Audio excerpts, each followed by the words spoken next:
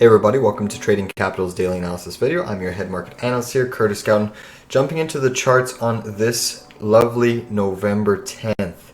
What a crazy market session this has been over the past few days. From massive fear-based sell-offs in the crypto industry and fear-based contagion theories floating around and Sam Bankman-Fried going bankrupt, to a inflation report, to a jobs number, to an inflation report that came in better than the market expected, which is why the market is rallying today, having a massive gap up and move. It's not every day that you see the S&P make these types of moves. The S&P was up over 5.5% at the closing bell, and you can see in the after hours it even trickled up. To think that we had a big sell-off yesterday, closed around 374 and change, and ripped all the way up into this 394. That is an exceptional move to the upside, which is why we were positioned. We offloaded today beautiful 7 swing trades and a beautiful day trade in Carvana. But nonetheless, it was a pretty impeccable day, and I love seeing this rally because it enables us to acquire and accumulate shorts. Nothing has really changed after this one-day move. Yes, it's an impressive opportunity which we captured a lot of upside in, but now this provides us more of an opportunity to go on yet again the defense of the short side, because the market structure has not changed. Yes, inflation has subsided, and yes, we saw a big breakdown in the yields, which is arguably why the markets rallied, because you saw the 2-year treasury drop substantially down. Basically, let me just measure this from the high to the low, almost a 7% move in the yields, closing down 6.46%. That is an exceptional. Even the 10-year, if we take a look at the US 10-year yield, the US 10-year yield also moved down, broke key support. So jumping back to the yield chart and why that's so important is because you saw a big bounce in the bond market, kind of a nice 3-bar surge to a low. Now, the key thing about yields is that you can see that you've been trading inside of this parallel channel, which we've now broken outside of. It'll be interesting to see if we confirm tomorrow or whether or not this holds. We also have a key trend line that we're watching over here. This is a pivotal trend line.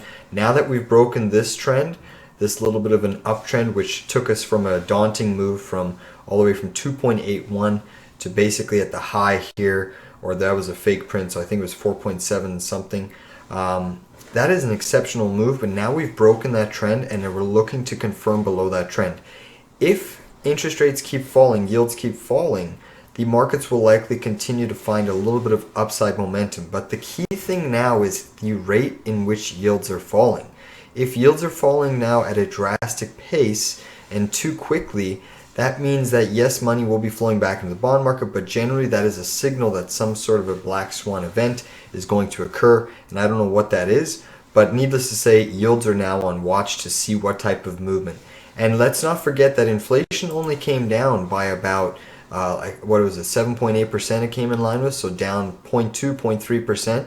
And inflation is going to be sticky. I mean, if energy prices keep rising, or if when the U.S. stops releasing oil from the Strategic Petroleum Reserve, that's certainly going to hinder the markets in the global economy. And that's kind of what the yields have to price in at some point in time if there is a massive global macro slowdown. So the big trend line we're watching now is from our COVID low all the way touching up to this pivot over here in June, your June low. That was a massive support level, which intersected through a wide range red bar breakdown. And now you're coming to basically retrace all the way up to that level.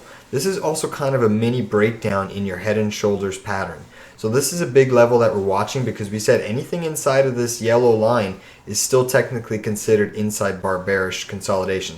So you could potentially see a little bit of upside tomorrow, but there is massive resistance up ahead.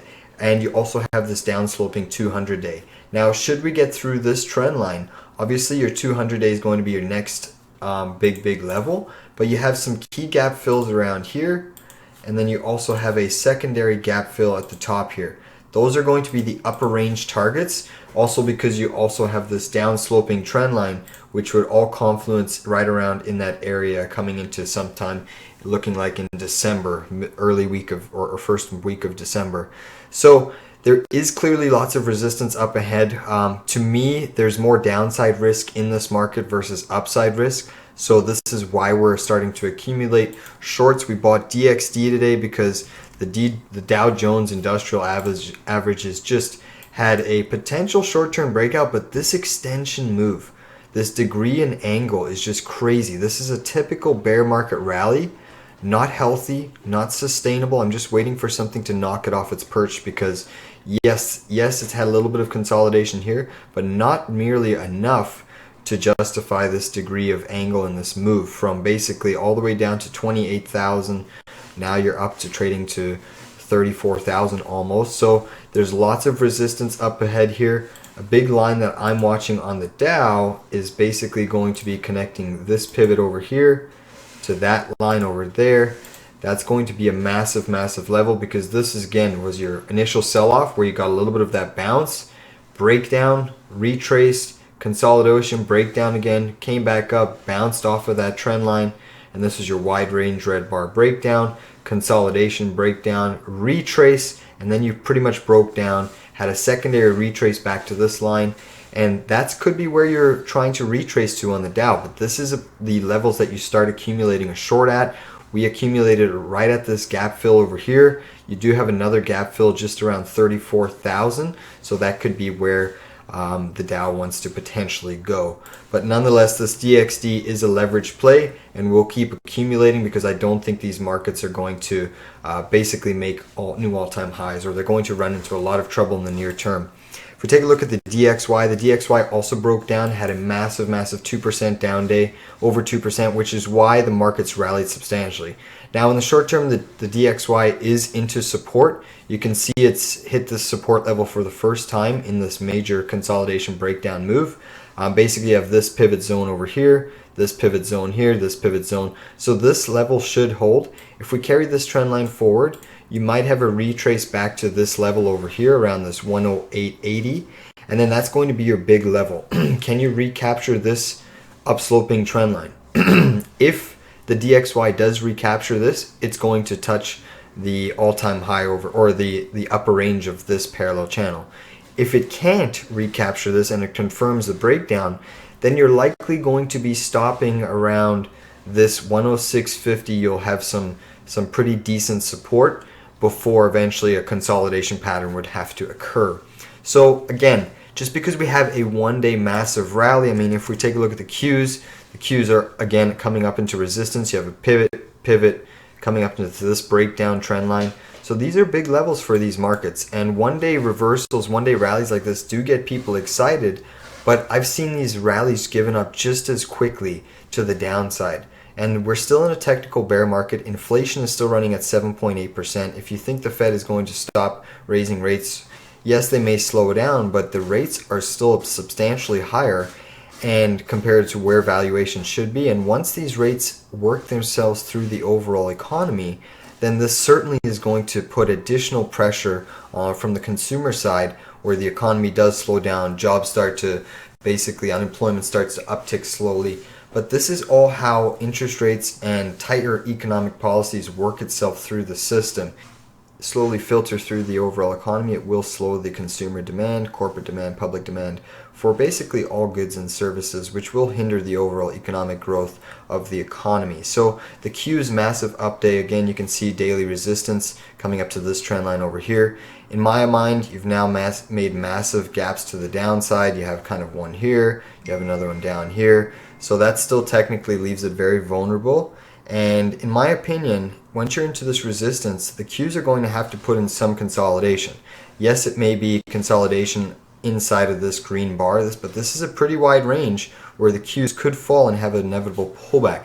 And one of the reasons I'm so quickly to start accumulating shorts on this market, if you just look at companies that are still into massive resistance, I mean, you still have these inside bar bearish flags happening in the sectors that are leading, like energy now.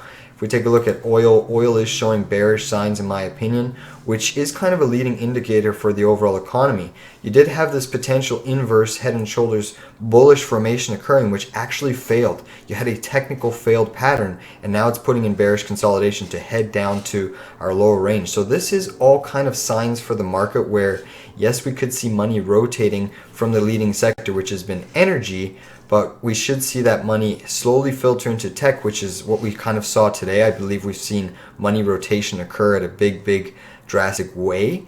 But that money into that big tech, I do think, will still be very vulnerable in the coming trading sessions. If we take a look at natural gas had that 3-bar surge to a pullback, nice up day, still technically holding bullish momentum to the upside, but you still have tons of volume resistance to get through if natural gas is trying to retrace back to the 750 and then the inevitable neckline. But no trade right there for us. We're still kind of just waiting on these sidelines.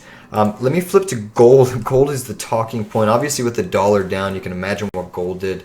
Look at that impeccable move in gold, clearly breaking through and shattering through this resistance level. Massive move, 1753. That is exceptional because we are long gold. We have had miners, silver miners as well. We do have silver exposure, but nonetheless, gold has had a technical breakout. It does need to consolidate because you've had basically a 1-bar surge, consolidation, 2-bar surge, consolidation, 3-bar surge. Gold is going to need to consolidate. You are overbought in the short term, and nonetheless, it's going to have to flag sideways, make a bullish pattern. Ultimately, you want to stay above the 1722 level, but anything inside of this wide range green bar, if you bullishly consolidate, that is healthy for gold to potentially test this 1805 level. Now, the big question is, can gold get through this level? In my mind, it finds it very difficult for gold to basically break through this 1805 level, within the next 6 months, because I do think the economy is still going to deteriorate faster as we head into more earnings calls and as those interest rates do work themselves through the system. And let's not mind, just because we've had one good inflation report, inflation on the historical level tends to have these ups and down periods based off of economic demand and output, and every time assets go up, that induces more inflation. So other areas of the economy will have to come down and stay down, which will ultimately influence where the CPI reading is next month. But let's take a look at silver, because silver had an exceptional move. Silver is into that daily 200 daily moving average. Nonetheless, again, silver's into resistance, but it did have a pretty decent move.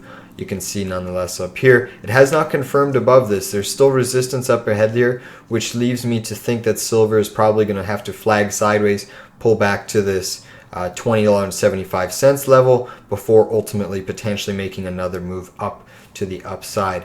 So we're still holding Pan American Silver, which has been taking a little bit of a hit under some share dilution scenarios, but needless to say, we're still been well positioned for this market rally, and we will be accumulating more shorts if this market goes higher. But congratulations on some of the trades we did today. I mean, just take a look at Carvana.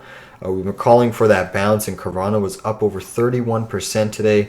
This is the importance of accumulating at lows, and you can see this beautiful parallel channel that Carvana has been trading. And you have the COVID low to your low down here a few days ago, to your chops over your highs over here, and just look at that move. Boom, oversold, basically a beautiful time count, weekly reversal signal off of that level. That is a thing of beauty in my mind as a technical trader. These are the levels we like to take our shots at, and we have been rewarded beautifully on Carvana once again.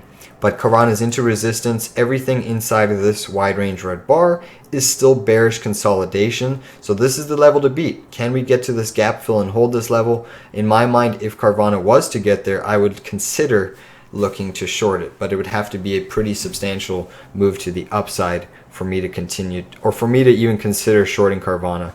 But nonetheless, I just want to touch base on our cryptos. We offloaded our crypto today, so congratulations on making a beautiful gain on Bitcoin, also making a beautiful gain on Ethereum.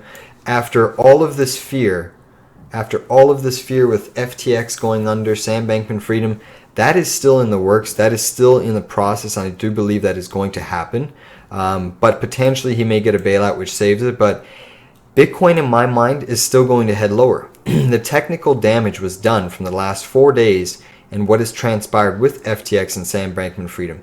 Basically, there's still a lot of negative bias, but the massive inflow of liquidity into the markets due to a good CPI reading has pretty much put that news on hold for now. In my mind, I do think that I'm waiting for a potential short setup on Bitcoin. If Bitcoin starts to consolidate in a range here I may look to short Bitcoin with all of you because technically Bitcoin's price action is broken. You've broken key supports. You haven't confirmed, but it's on watch right now. And this price action, as you saw over here, can fall very, very quickly, especially when there's bad news lurking around, and especially if the market fundamentals in the overall stock market and bond market change as well.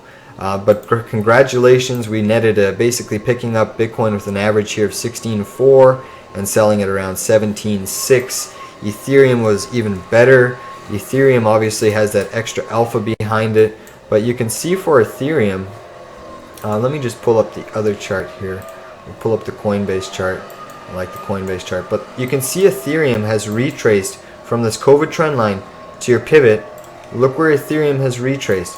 Basically right to that level. That's where we offloaded. We had an average. We accumulated 2 positions yesterday, one at 1184, the other one at the low of this channel around 1093, bringing our average in around to around 1134, and we netted about 17% on Ethereum. But you can see there's massive resistance here. To me, Ethereum is also broken. The fact with you had one of the biggest rallies on Wall Street today, and Ethereum is still trading inside of this red bar sell-off from yesterday, is not a healthy sign. Yes, it's a fabulous bounce, which we participated in, which I'm happy as a member that I was able to issue that alert, but Ethereum's chart is still technically broken in my opinion. Even if the Fed is pausing or slowing down, which this is just a one-day event, I don't think they're going to basically see Ethereum back above 1500 until the next bull cycle starts. I think 1500 is going to be the level in which that's the max upside move for Ethereum in this cycle, which I'm considering again pulling a short on this as well in the near term, but we'll have to continue to watch and see. But nonetheless, basically I want to show you a couple other stocks.